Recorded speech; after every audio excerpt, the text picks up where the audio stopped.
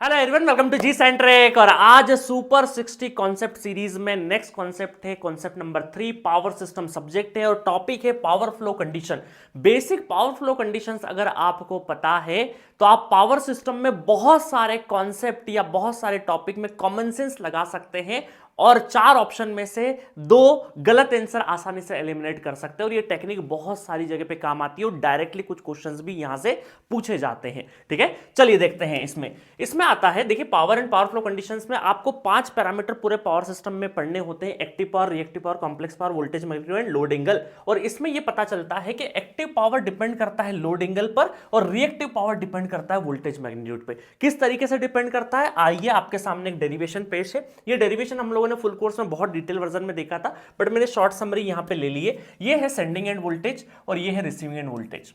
ठीक है, sending end voltage E angle del हमने ले लिया था और लोड साइड का वोल्टेज जो है वी एंगल जीरो। हमेशा लोड साइड का जो वोल्टेज होता है V angle zero degree reference पे रहता है। और बीच में transmission line R plus J X और जनरली रेजिस्टेंस जो है वो पावर सिस्टम में नेग्लेक्टेड मान के चलते हैं हम लोग। तो आपको फॉर्मूला एक डिराइव होता है, यहां से पूरा प्रॉपर डेरिवेशन करते हैं। तो एक्टिव पावर का जो डेरिवेशन आता है वो इस तरीके से आता है, EV by X sine difference of del, not del. कई सारे बच्चों को ये पता है कि P equal to EV by X sine del, but सिर्फ साइन डेल नहीं होता, डिफरेंस ऑफ डेल होता है। और difference of del is nothing but del one minus del two. Del one इसको मानते हैं और डेल टू इसको मानते हैं। और यहां से एक बात पता चलती है हमें कि यहां पर जो आपका डेल टू है वो हमेशा 0 डिग्री पे रहता है। इस वजह से बाय डिफॉल्ट इस डिफरेंस को हम डेल बोल देते हैं जनरल बोलचाल की भाषा में।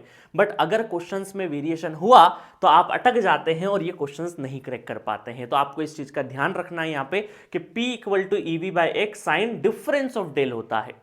ठीक है, difference of del, that means के active power is proportional to difference of del. और ये बोल सकते हैं कि active power always flow from higher load angle to lower load angle.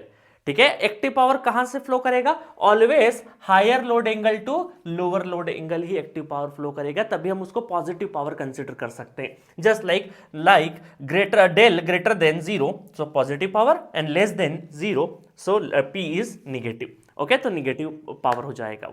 आई बात समझ में? तो ये रहा एक्टिव पावर। दूसरा है रिएक्टिव पावर का एक डेरिवेशन, ये हम लोगों ने डिराइव किया था और यहां से पता चला कि reactive power depends on the difference of voltage.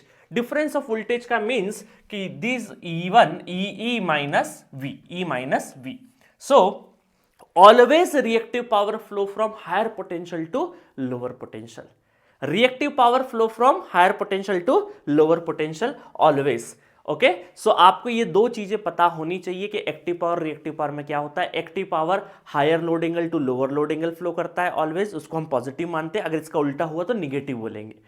Similarly reactive power में भी अगर higher potential to lower potential अगर फ्लो हो रहा है, जैसा हायर पोटेंशियल लोअर पोटेंशियल और यहां से यहां फ्लो हो रहा है, तो उसको हम पॉजिटिव क्यों बोलेंगे, और इसका उल्टा हुआ तो निगेटिव क्यों बोलेंगे। ये वाली जो दोनों टेक्निक है पूरे पावर सिस्टम में बहुत बार आपको काम आती है और इसके ऊपर डायरेक्टली क्वेश्चंस भी पूछे जाते हैं। रिसेंट में 2021 में इस तरह का क्वेश्चन आया था और बहुत सारे बच्चे कंफ्यूज हो गए, सर इस क्वेश्चन को करना क्या है। देखो यहां पर आपको दे रखा था 1 एंगल डेल 1 एंड दूसरा वोल्टेज दे रखा था 0.85 एंगल डेल 2 और आपसे सिंपली पूछ लिया था डेल 1 माइनस डेल 2 का डिफरेंस क्या होगा।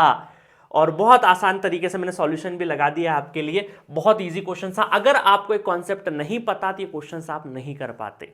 ठीक है, सिमिलरली ये देखिए हर 2-3-4 साल में सरप्राइज एलिमेंट मिलता है और सिर्फ डायरेक्टली इस कॉन्सेप्ट पे क्वेश्चन पूछा। अदरवाइज बहुत सारी ऐसी जगह पे ये कॉन्सेप्ट आपको लोड फ्लो में बहुत बार यूज होता है ऑप्शन एलिमिनेट करने के लिए।